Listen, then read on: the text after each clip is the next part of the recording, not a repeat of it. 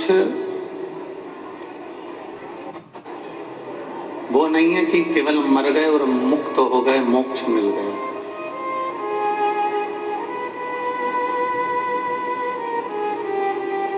प्राण छूट गए और मोक्ष मिल गया। इसको शिव महापुराण में, इसको शंकर की कथा में, इसको शिव महापुराण में मोक्ष नहीं कहा गया।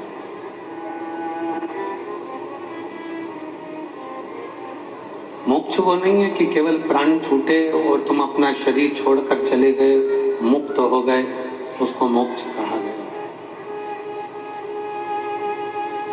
शिव महापुराण की कथा कहती है मोक्ष उसको कहते हैं कि शरीर जीवित रहें और जीवित रहकर अपने भीतर से अपने अहंकार का त्याग कर दें तो समझ लो कि तुम मोक्ष पा गए। मरने के बाद का मोक्ष नहीं, जीते जी मोक्ष की अनुभूति तुमने कर ली, जीते जी मोक्ष की अनुभूति तुम कर ली।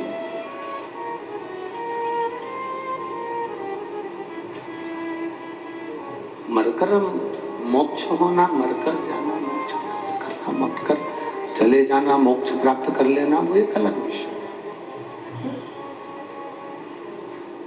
पर जीवित रहकर अपने भीतर के अहंकार को नष्ट कर देना, जीवित रहकर अपने भीतर के लोभ को नष्ट कर देना, अपने भीतर की अभिमत्ता को नष्ट कर देना, अपने भीतर के अहम को नष्ट कर देना, समझ लो ये मोक्ष है।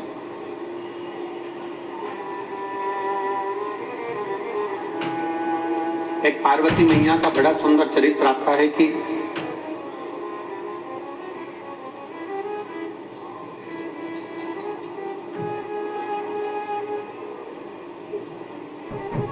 पार्वती माता की कथा कहती है कि जिंदगी में कहीं से भी अगर ज्ञान प्राप्त हो,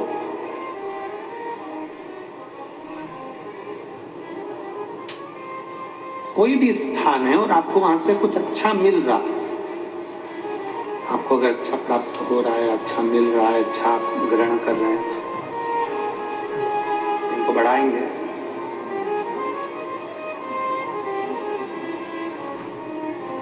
जिंदगी में अगर कहीं से आपको कुछ अच्छा प्राप्त हो रहा है तो आप वहां से ग्रहण करें।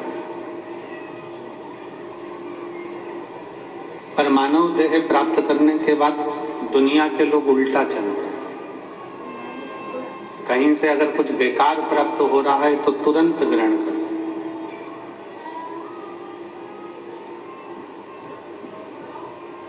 अगर कहीं से कुछ प्राप्त हो रहा है, बुरा प्राप्त हो रहा है, तो हम तुरंत ग्रहण करते हैं, तुरंत।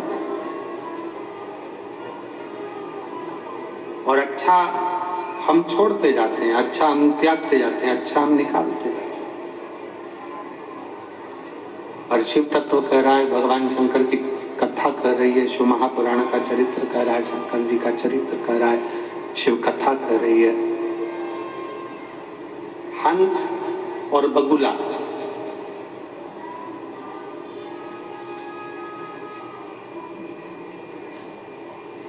दोनों एक ही सरोवर पर बैठते हैं। हंस और बगुला दोनों एक ही सरोवर पर बैठते हैं, एक ही जगह पर बैठते हैं। बगुला मछली उठाता है, बगुला कीड़ा उठाता है, बगुला जीव उठाता है, बगुला मांस का टुकड़ा उठाता है, और हंस उस सरोवर में से मांस या मछली नहीं, हंस उस सरोवर में से मोती उठाता है।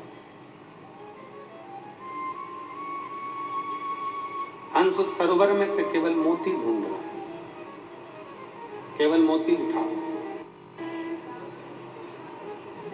ये आप और हमारे सबके भीतर एक बात स्मरण में रखिए कि आप और हम भगवान की कथा में से, भगवान की भक्ति में से, भगवान के भजन में से, भगवान के स्मरण में से क्या उठा रहे हैं?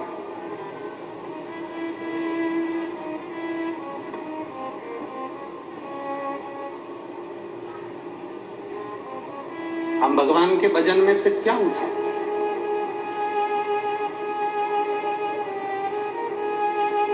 हम भगवान शंकर की कथा में से क्या लेकर जा रहे हैं? आज कथा का छठा दिन है। 2 बजे से 5 बजे तक कथा हो जाएगी। कल कथा सुबह 8 बजे से 11 बजे तक इस पवित्र प्रांगण में हो जाएगी। टीवी पर 2 बजे से 5 बजे तक आ जाएगी और 7 दिन की कथा यहाँ पूरी होकर सब अपने अपने घर की ओर चल।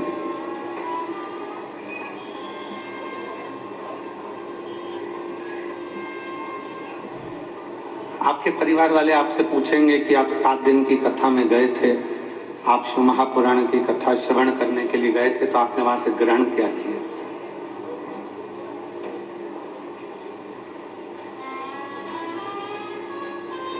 आप भगवान शंकर की कथा में पहुंचे हो तो वहां से आपने लिया क्या?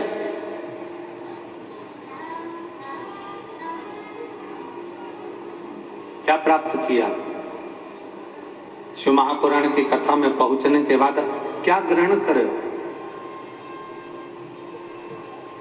कई लोग ऐसे भी होंगे जो जाकर कह देंगे हमने तो यहाँ से सुनी थी, यहाँ से निकाल दी, बची कुची थी तो कपड़े में से झटकार दी, बचा कुछ नहीं।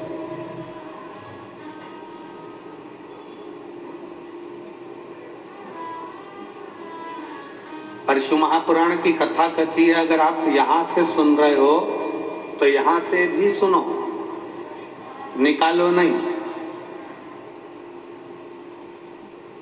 शिव महापुराण की कथा यहां से भी सुनने की है, यहां से भी सुनने की है। और शिव महापुराण की कथा दोनों कानों से सुनने के बाद अपनी जिह्वा से निकालने की भी है। अपने घर पर जाकर कथा का रसतत्व ग्रहण करें।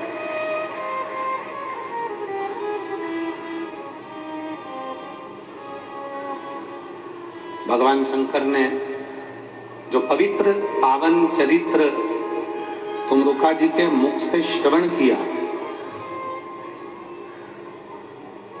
भगवान शंकर ने जो पवित्र पावन चरित्र तुमरुका जी के मुख से श्रवण किया, शंकर भगवान ने वो पवित्र चरित्र माता पार्वती जी से कहा। वही पवित्र पावन चरित्र माता पार्वती ने श्री गणेश जी महाराज से कहा। गणेश जी पवित्र चरित्र रिद्धि सिद्धि से कहा। रिद्धि सिद्धि ने वही पवित्र चरित्र शुभ और लाभ से कहा। शुभ और लाभ ने वही पवित्र चरित्र आमोद और प्रमोद से कहा। आमोद और प्रमोद ने वही चरित्र सुंदर चरित्र अपनी बहनों से कहा। तो ये क्रम चलता रहा, कथा का ये रील चलती रही। आप जो श्रवण करें, आप जो सुने, वो जनमानस तक पहुंचे। आप जो श्रवण करें वो जनमानस तक पहुंचे।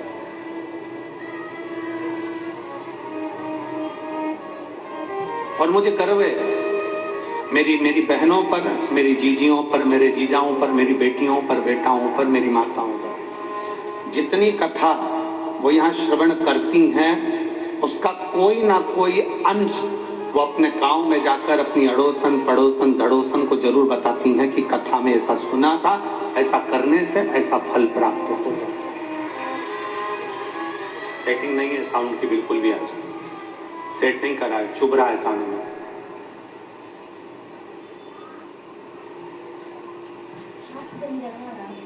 वो घर पर जाकर जरूर बताती हैं कि हमने आज कथा में ये श्रवण किया, हमने कथा में ये लिया, हमने कथा में ये प्राप्त किया।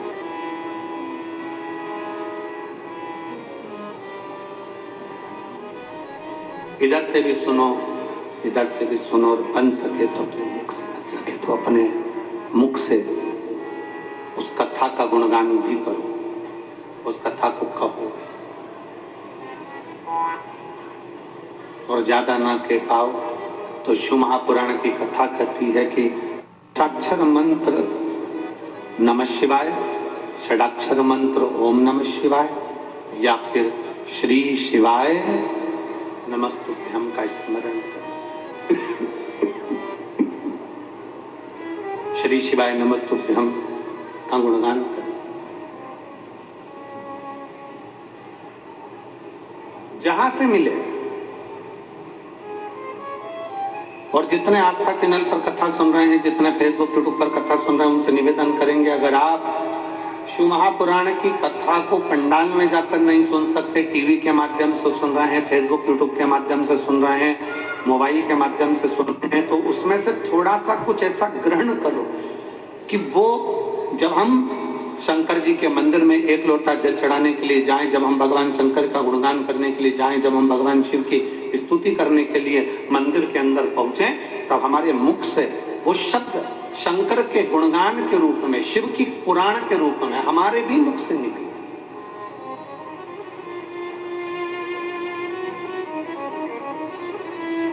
और मैंने तेरे भरोसे बाबा, तेरे भरोसे हवा बिच उड़ती जावांगी,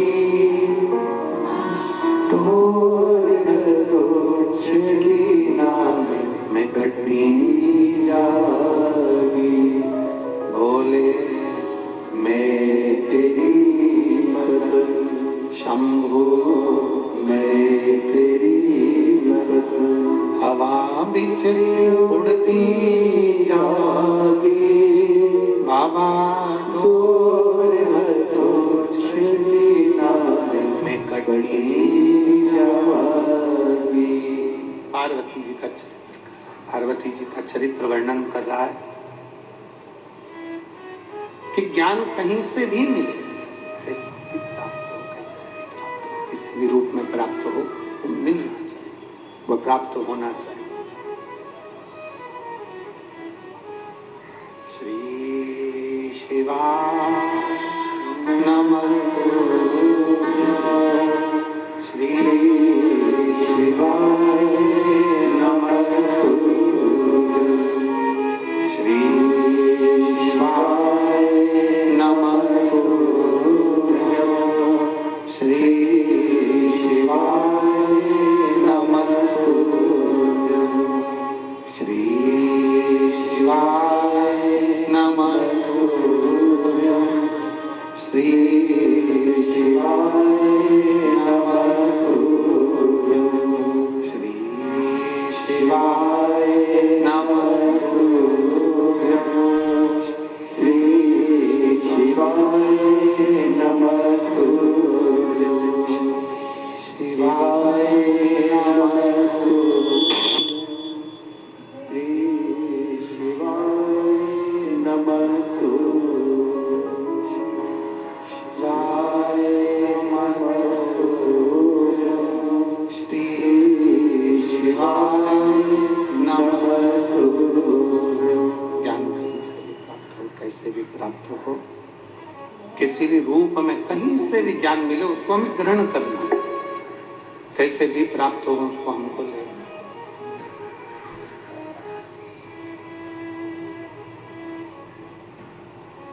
एक बार माता पार्वती जी भगवान शंकर को विनय करी थी, मुझे मेरे पिता से मिलने के लिए मेरे मायके जाना,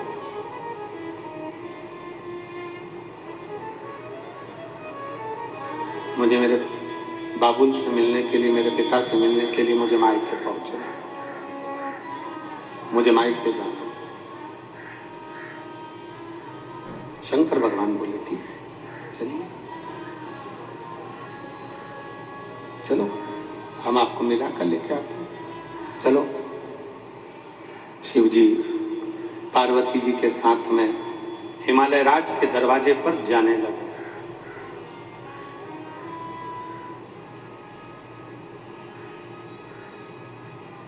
बीच रास्ते में माता पार्वती जी ने भगवान शंकर को हाथ जोड़कर निवेदन कर कर रोक लिया।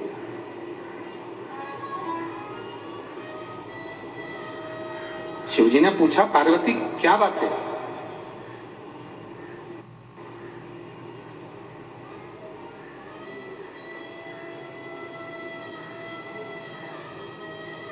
भगवान शिव पूछ रहे हैं पार्वती हुआ क्या?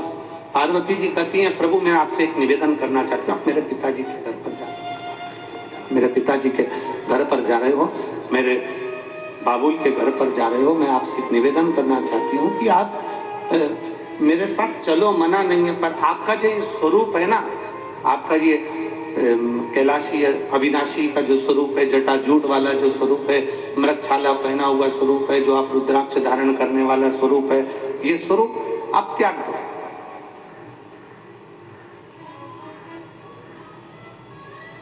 इस स्वरूप का तुम त्याग कर दो। शंकर जी ने पूछा क्यों हुआ क्या पार्वती, क्या बात है, किस लिए? पार्वती जी कहती हैं जब आप मुझसे विवाह करने के लिए आए थे, शादी करने के लिए आए थे, तब भी आप बड़ा सुंदर रूप रख कर आए थे और फिर बाद में अपना असली रूप दिखाया था। मैं चाहती हूं कि आज फिर आप अपना रूप बदल लीजिए, आज फिर अपना रूप चेंज कर लीजिए।